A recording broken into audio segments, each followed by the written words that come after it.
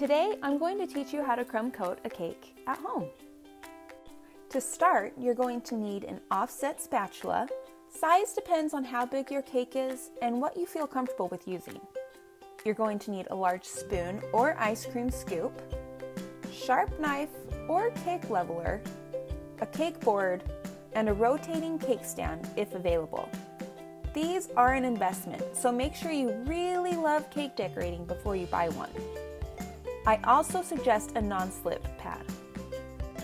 My first tip before you even start your crumb coat, make sure your layers are cold.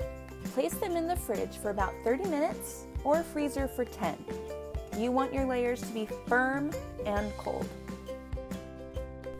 Tip number 2, start with even cake layers. Use your cake leveler or a large knife to cut that dome off.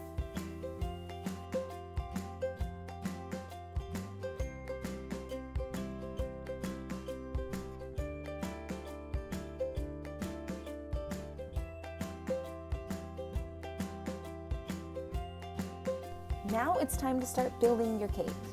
Place your cake board down on your non-slip mat. If you don't have one, secure your board with a little icing between your turntable and cake board first. Then, place a good amount of icing on your cake. More than you think. It doesn't have to be perfect, but you do want it level.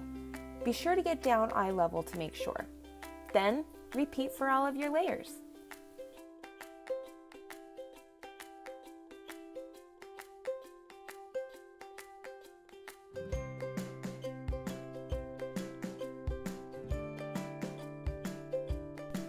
Now for the fun part. Spread that icing all over your cake, top and sides.